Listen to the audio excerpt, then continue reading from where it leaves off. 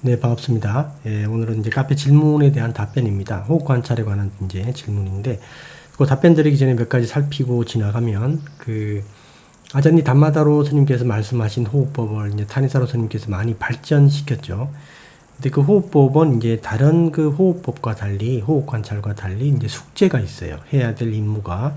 예, 거기 이제 1페이지에 보게 되면, 예, 거기서 1번, 2번, 3번, 4번, 5번 이렇게 되어 있는 거 있죠.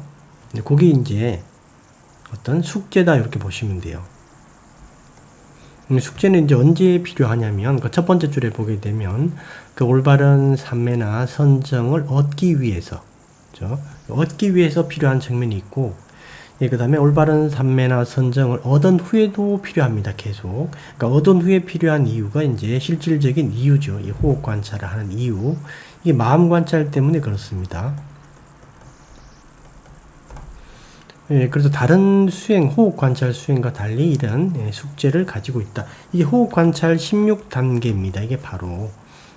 그래서 이제 이런 숙제를 가지고 있다. 그 점을 하나 이해하셔야 돼요. 근데 이 숙제가 필요한 이유는, 예, 우리가 이제 사마타 위파사나를 함께 하려고 합니다.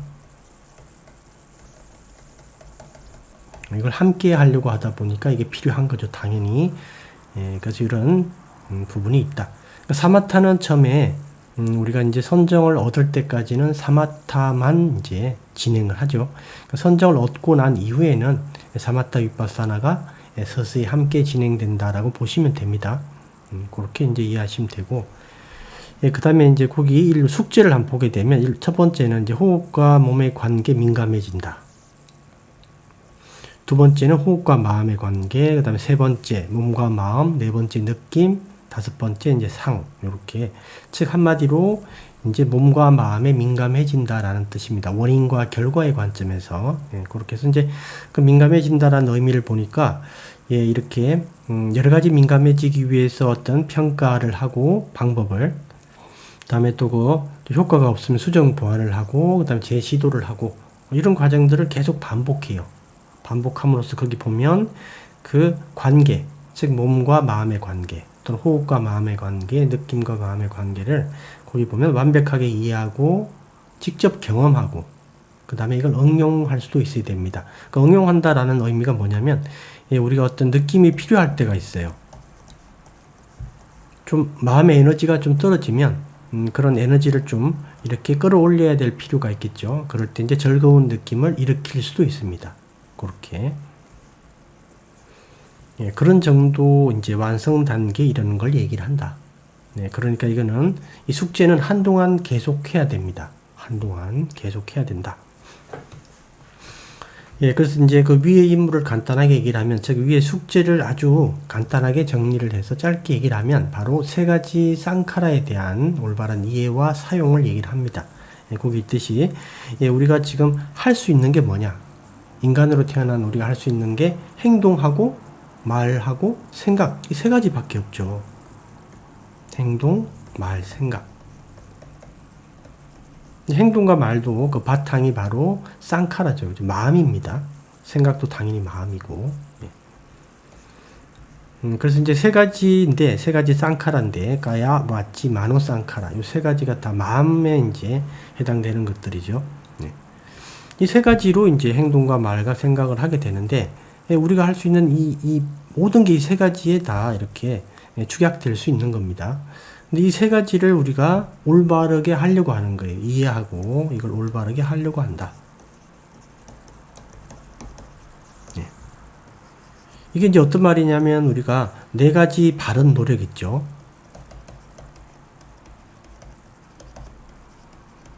예. 그것과도 직접 관련이 있는 겁니다.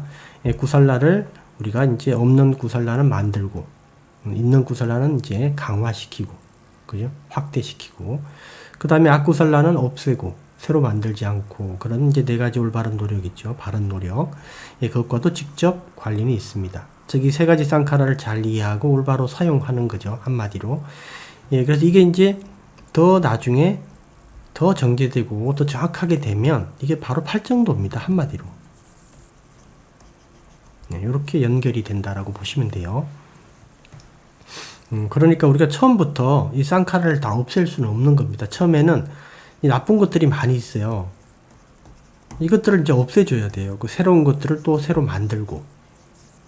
그죠?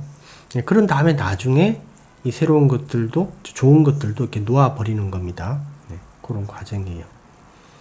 그렇게 보시면 되겠고, 그래서 그 밑에 또 보게 되면 왜 우리가 이 쌍카라 쪽에 이렇게 관심을 많이 가지냐면 우리가 할 수 있는 게 이 세 가지니까 이 세 가지 속에 뭔가가 있다라는 거예요. 한마디로. 거기 보게 되면 괴로움의 원인인 세 가지 가래와 괴로움인 우원에 대한 집착 모두가 다른 곳이 아니라 바로 이 쌍카라 속에 있기 때문에 이 쌍카라를 우리가 이해하고 올바르게 사용해야 된다라는 겁니다. 예, 그래서 이제 이 세 가지 쌍카라를 잘 알고 이 속에서 가래와 집착을 보아야 됩니다. 우리가 뭔가를 봐야 돼요. 본다. 우리가 뭔가 문제점을 해결하기 위해서는 먼저 문제점을 봐야 됩니다. 문제점을 이해해야 돼요. 한마디로. 그러니까 문제점을 보지도 않고 문제점을 해결할 수는 없습니다. 문제점을 본 다음에 해결할 수 있는 거예요. 그래서 먼저 보는 게 중요하다. 즉, 이 쌍카라를 이해하고 쌍카라 속에 있는 이런 문제점, 즉 가래하고 집착을 보는 게 중요합니다. 본 다음에 뭔 조치를 취할 수 있는 거니까, 그죠? 그래서 보는 게 우선시 돼야 된다. 본 다음에는 이제 사성제 각각의 임무가 있죠. 그래서 그 임무를 실현할 수가 있는 겁니다.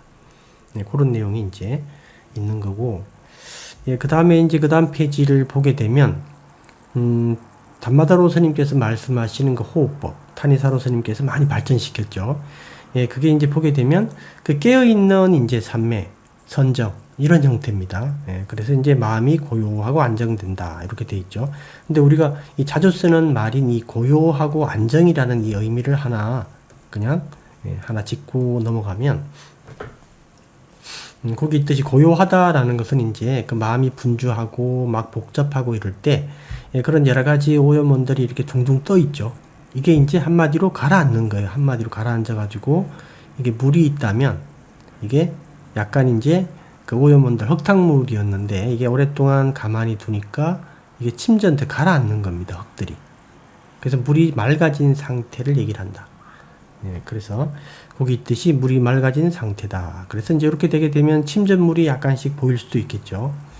그리고 안정이라는 말을 쓸 때는 이제 어떤 의미인지를 조금 이해하셔야 돼요. 거기 있듯이 그 대상과의 약간 분리가 일어난 상태다. 즉 몸과 마음을 우리가 나의 것, 또 여러 가지 이제 어떤 관념을 가지고 있어요. 몸과 마음에 대해서 유신견이라고 이렇게 대표되는 그런 관념을 가지고 있는데, 이 몸과 마음의 한 덩어리로 있다가 약간 분리가 일어났을 때, 그리고 더 분리가 일어났을 때, 그러니까 분리가 일어날수록 우리는 안정적이다는 말을 쓰는 겁니다. 왜 그러냐면, 이 분리가 일어나지 않게 되면, 여기에 무슨 대상에 무슨 일이 있으면 함께, 만약에 대상이 뛰면 함께 뛰고, 대상이 자빠지면 함께 자빠지고, 대상이 일어나면 함께 일어나게 돼요.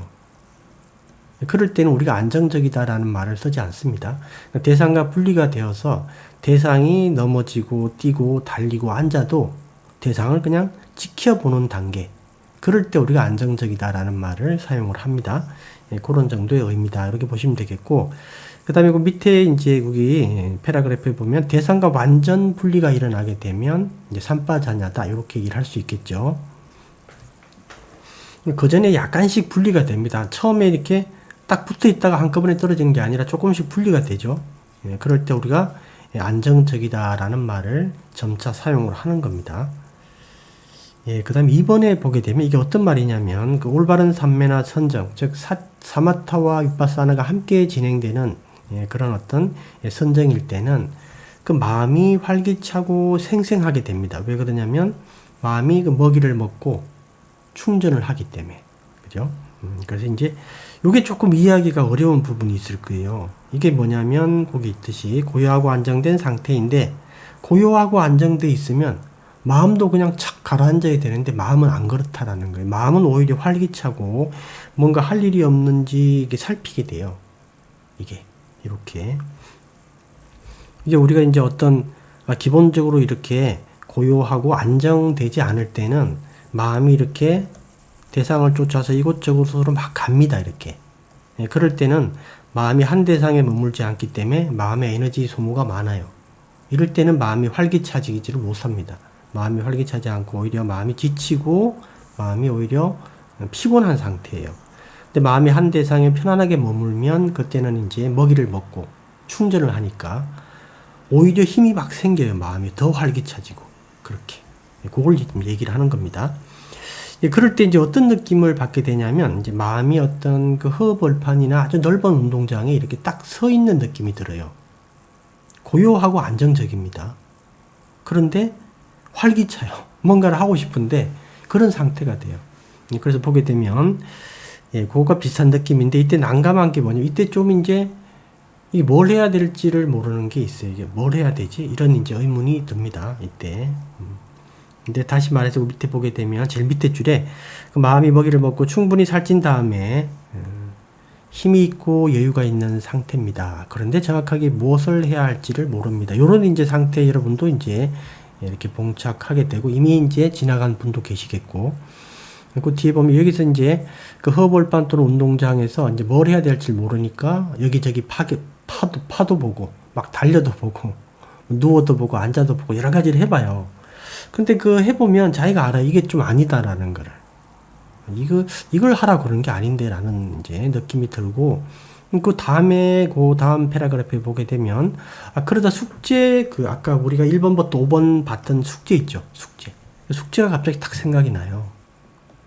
그래서 이제 이때 그 숙제의 의미를 새롭게 알게 됩니다. 그 뒤에 보면, 그 숙제는 사마디나 선정을 좀 더 정제하는 측면도 있지만, 즉 사마디나 선정을 얻은 후에도 그 숙제를 계속함으로써 선정이 더 깊어지는 측면도 있습니다. 당연히 그 숙제를 계속 해줘야 됩니다. 그래서 그런 측면도 있는데 좀 더 이제 정확한 그 어떤 그 숙제의 어떤 그 정확한 어떤 효과는 그 뒤에 있듯이 마음 관찰을 위한 본격적인 숙제, 마음 관찰을 위한 거예요. 그래서 이제 2단계에 들게 되면 허벌판에 이렇게 딱 서 있는 느낌인데 뭘 해야 될지 모르고 이렇게 보고 있다가 한참 다른 짓을 하다가 나중에 그 숙제가 기억이 나는 거예요. 이 숙제를 하라는 뜻이구나 여기서 이렇게. 그래서 그 뒤에 보면 숙제의 의미를 그리고 숙제의 중요성을 새롭게 인식하는 단계가 됩니다. 그 전까지는 올바른 집중, 사마디, 그 다음에 올바른 선정을 얻기 위해서 이 숙제를 했는데 이때 숙제의 의미가 달라지는 거예요. 마음 관찰을 위해서 이게 다른 형태로 사용이 되는 겁니다. 그래서 숙제의 의미를 새롭게 알고 새롭게 이 숙제를 연구하게 돼요. 다시. 여러분들은 이제 요 얘기를 들으면 그런 느낌을 받았을 때 바로 숙제를 하면 돼요. 근데 이걸 이제 모르고 있으면 딴짓을 한참 하다가 숙제로 돌아옵니다. 이제 그런 의미가 있으니까 이게 이제 깨어있는 그 선정의 어떤 특징이에요. 고요하고 안정되어 있는데 마음은 활기차다. 이게. 그래서 몰입 방지 3번에 보게 되면 단마다로 스님의 호흡법과 이를 발전시킨 타니사로 스님께서는 과몰입을 자연스럽게 방지하는 스타일이다. 수행 자체가 그죠? 그래서 이제 뭐 우선 우리가 집중해야 되는 대상 자체가 몸 전체고 그 다음에 방금 얘기했듯이 숙제가 많습니다. 숙제가 있다.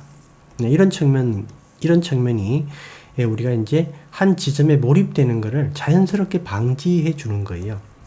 자연스럽게 산빠져나가 일어납니다. 그래서 보게 되면 그래서 초점을 두는 대상이 넓다. 그리고 숙제가 많다. 그죠? 숙제가 많다.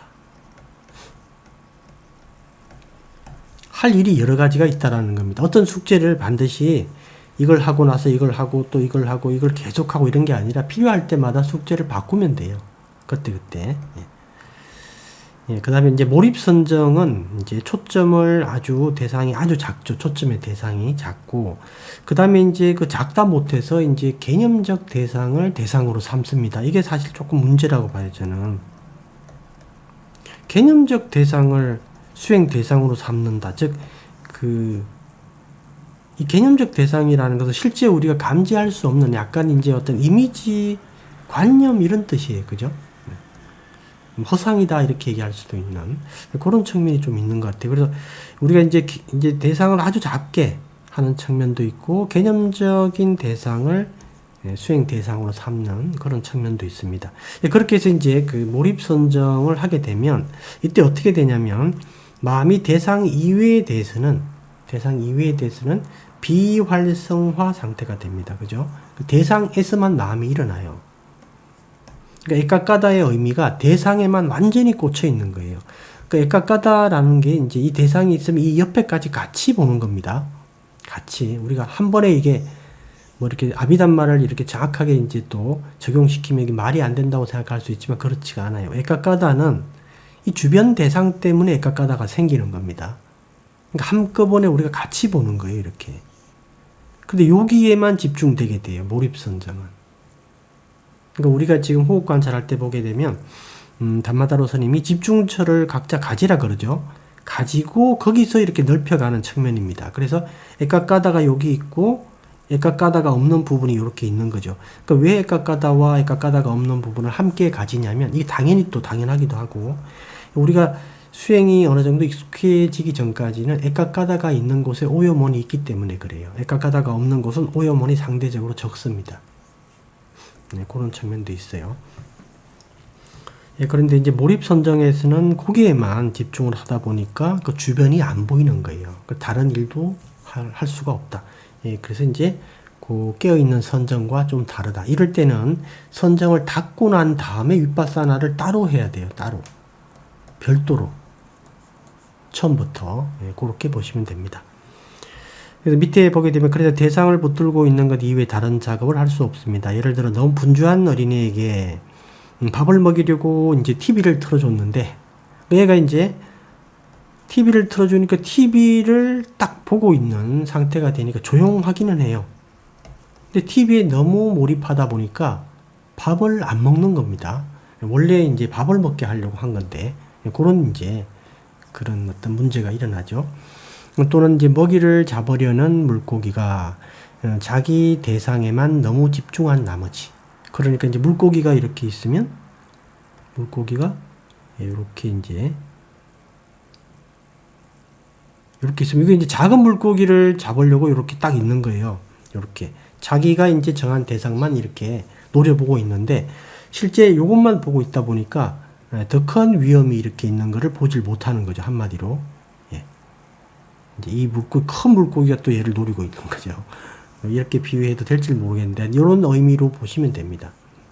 실제 우리가 마음을 계속 이렇게 관찰하려고 하는 거지 호흡 관찰이 마음을 관찰하려고 하는 어떤 그런 수단으로 사용되는 것이지 호흡 관찰 자체 즉 선정 자체가 의미가 있는 게 아니에요. 어떤 수단으로서의 의미가 있는 거지. 네. 실제 이제 위험은 마음 속에 있는 건데 그래서 마음 관찰을 하려고 하는 거죠. 그래서 우리가 쌍카라 속에 위험이 있다 그랬죠. 쌍카라 속에 괴로움의 원인과 괴로움이 있습니다. 그렇게 이해하시면 될 것 같아요.